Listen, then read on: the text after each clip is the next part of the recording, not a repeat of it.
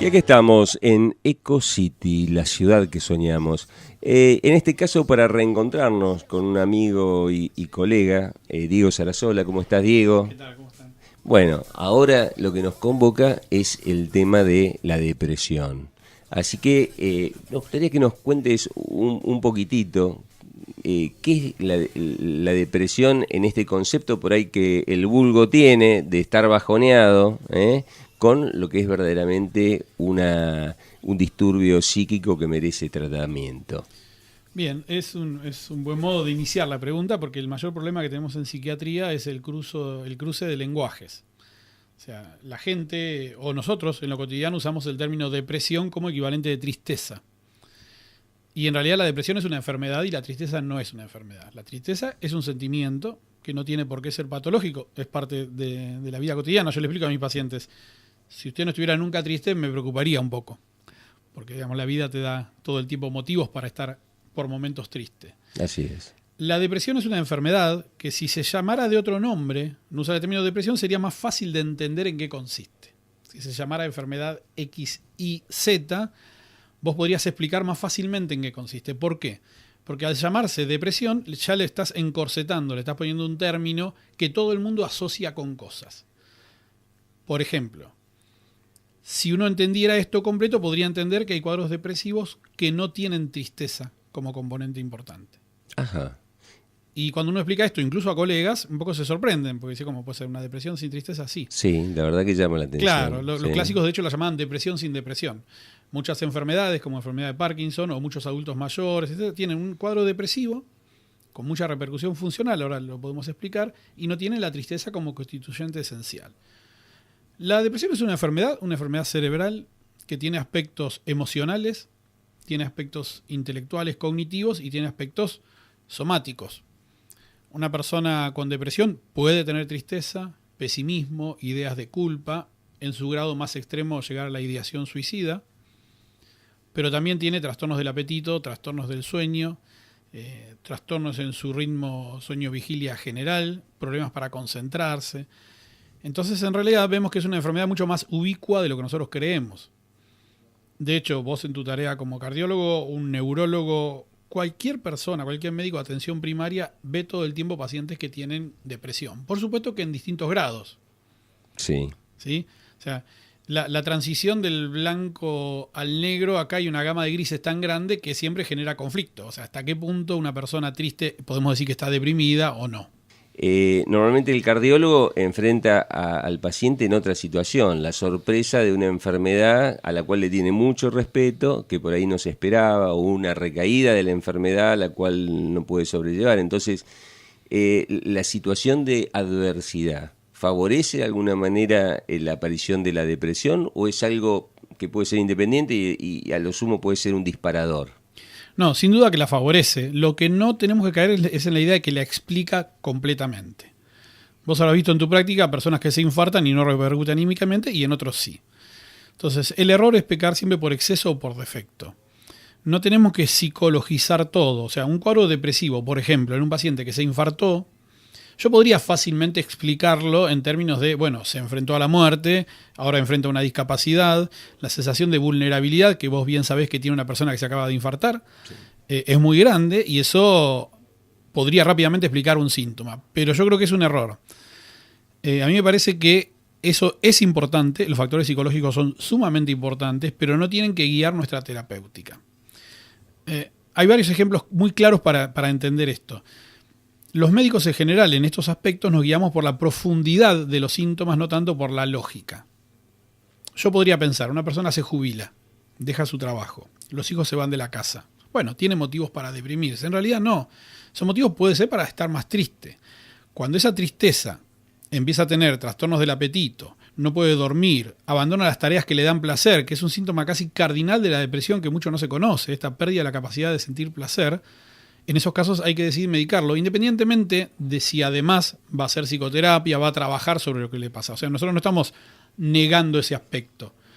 Lo que yo digo es, cuidado, porque si yo justifico todo, puedo caer en el error de, por ejemplo, no tratar farmacológicamente a una persona con una depresión así. Pensando en las etapas de la vida, ¿cuáles son aquellas en las que puede existir una mayor predisposición, digamos, a este tema de la depresión? ¿Existe ese tipo de predisposición en función de la edad o no? Sí, en la adolescencia no tanto, a pesar de que hay cuadros depresivos adolescentes. La adolescencia a veces es una edad conflictiva más como se la pinta de lo que realmente se la vive.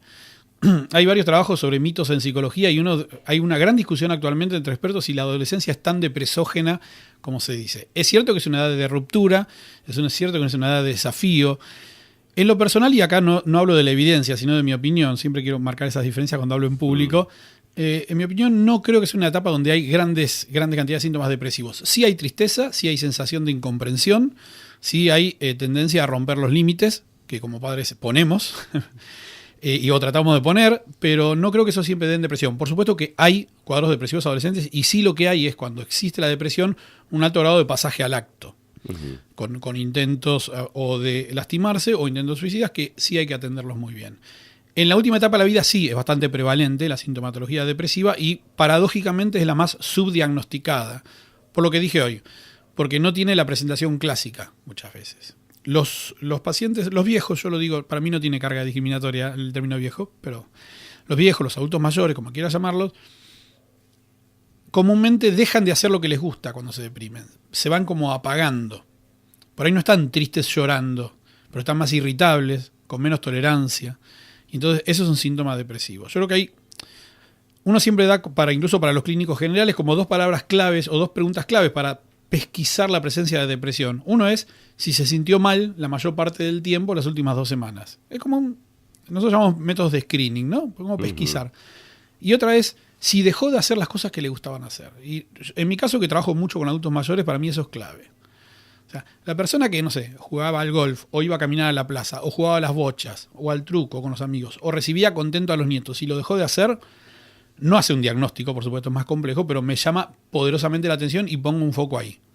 Entonces, esa pérdida de la capacidad de sentir placer es un dato importante. Y el último punto, con respecto a esto podría ser de epidemiología, es que es más frecuente la depresión, sobre todo depresión mayor, en el sexo femenino también. Ese es un dato que está corroborado. Pues es que seguramente muchos cuadros depresivos aparecen solapadamente en un terreno muy engorroso, que es el de las enfermedades crónicas. Entonces, pacientes que han tenido una ACV, pacientes que han tenido un infarto, pacientes que están quizá bajo tratamiento con cáncer y en los cuales se termina de instalar, digamos, el cuadro depresivo, y muchas veces uno adjudica a la patología de base que el paciente tiene ciertos síntomas.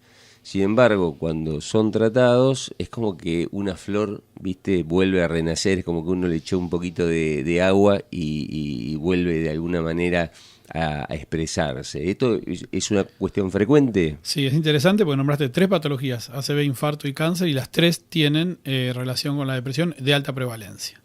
O sea, si yo te comentaba hoy fuera de micrófono esto de estar en un centro de rehabilitación, un centro merizo de rehabilitación, y ver que muchos pacientes están con depresión. Y acá lo más interesante y lo más, si querés, dramático en términos epidemiológicos es que la depresión es factor de riesgo para la mayoría de las enfermedades cardíacas. O sea, un paciente depresivo se infarta más. Es factor que complica la evolución. Hay estudios muy interesantes de revistas de cardiología que demuestran que un paciente con depresión evoluciona peor, tiene más mortalidad después de tener un infarto, después de una angioplastía, también, aunque no haya llegado al infarto, y empeora el pronóstico. Un paciente deprimido hace peor su rehabilitación cardiovascular, un paciente deprimido toma mal la medicación, un paciente deprimido es una obviedad lo que voy a decir, pero es importante, no hace dieta y fuma más. Entonces muchas veces nosotros pensamos que además, que es cierto que hay cambios metabólicos, hablamos de las plaquetas en la depresión, temas por ahí más finos que lo que podemos tocar hoy, pero para mí lo más importante es lo macro. Esa imagen que tenemos a veces de las sitcom americanas de la novia despechada peleándose con el novio y comiendo 1 kilo de helado en la cama, son reales. O sea, el paciente depresivo suele buscar más hidratos de carbono, suele buscar esa gratificación de los circuitos de recompensa cerebrales que no lo logra de otro modo. Entonces, cuando yo me siento con un cardiólogo o con un médico, alguien que trabaja con cáncer, uno trata de explicarles que la depresión empeora el estado inmunitario. Entonces, va a empeorar la evolución de su paciente sin ningún tipo de duda. desterremos o confirmemos un mito. ¿El hecho de consumir chocolate tiene algo que ver con prevenir la depresión o no? Más vale abandono el chocolate y me dedico a otra cosa. Me encantan los mitos, vos sabés que es uno de los temas que más me apasiona. Y tenemos varios mitos interesantes en depresión. A ver. No es que el chocolate prevenga la depresión. A ver, el chocolate es una actividad placentera. Por lo menos yo también soy un fanático de chocolate, como chocolate todo el día. Por ahí no sé, en general no me suelo deprimir, pero en realidad es cierto la inversa por ahí. El paciente depresivo puede tender a buscar cambiar sus hábitos en hidratos de carbono, pero no porque sea un antidepresivo natural. Ajá. Hoy en día hay mucha publicación científica, a veces demasiada, alguna publicación donde te pueden hablar de cómo estimula la dopamina, el circuito de la recompensa, pero no es un tratamiento antidepresivo, ¿no? Bien. Lamento informar. Podemos buscar otra excusa. Sí, tratemos de encontrarla porque el chocolate es muy bueno. Pero sí. Pero aprovecho esto que abrís el tema mitos, porque, por ejemplo, sí hay otro mito que es importante, que tiene que ver con el tema del suicidio. Tuve la suerte de estar hace un tiempo en un congreso en Suecia y hablé con una socióloga sueca que le pregunté por esto del... todos repetimos como loros que en los países nórdicos hay más suicidio y no hay más suicidio. Ella me dijo algo interesante, fuimos los primeros en medirlo. Bueno, la cuestión que ella te esclareció entonces respecto del tema exactamente. del suicidio. Y después buscando estadísticas de la Organización Mundial de la Salud que tienen esta edificación. En nuestro país, por supuesto, siempre las medidas son complejas de tomar y de darle credibilidad. Es real. O sea, no hay tanta correlación con esto. Uno siempre le queda como el consuelo. Se matan de bienestar. Sí. Y no, los países que tienen más bienestar no tienen. Sí se da que hay las circunstancias globales tremendas, tipo guerras, conflictos importantes, catástrofes naturales, se dan con mayor índice, eso es cierto. Y después hay una tasa de suicidios inherente a la propia enfermedad que es más o menos constante. Y el otro punto de mito que es muy importante, sobre todo para los colegas que nos pueden estar escuchando, es que siempre hay que indagar la idea suicida. Esto de que perro que ladra no muerde es falso. Realmente la mayoría de las personas que toman una decisión de algún modo la avisaron. No todos, por supuesto, siempre está esto que nadie lo avisó, nadie lo esperaba. Esto por supuesto que sucede, pero en general incluso en consultas médicas lo han dicho. Y hay una idea entre los colegas de no preguntar.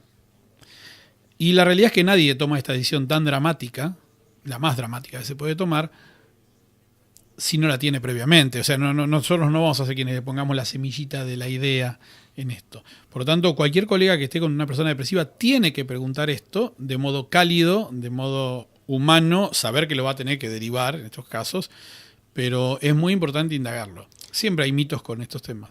Bien, supongamos que llegamos a la etapa del diagnóstico, en este caso la esposa o el esposo que nos está escuchando se avivó de que el cónyuge algún problema tiene, entonces dice, lo voy a llevar al Instituto Alexander Luria, ahí en la calle 1 y 65, lo voy a consultar al doctor Sarasola, y el doctor Sarasola hace el diagnóstico. Las expectativas frente a un cuadro de depresión en líneas generales, me refiero, ¿no? O sea, los números macro, no el paciente que se nos sale de la curva de Gauss. Sí. ¿Qué expectativas puede tener en cuanto a éxitos con el tratamiento, duración de los tratamientos, posibilidades de recaídas, es decir, establecer pronóstico? Con todas estas salvedades que haces, que no son menores, porque como dije hoy hay mucha gama de casos, las expectativas son buenas. El paciente tiene, hoy en día tenemos un montón hay dos tipos de tratamientos, si querés, para dividir los macro, los no farmacológicos y los farmacológicos.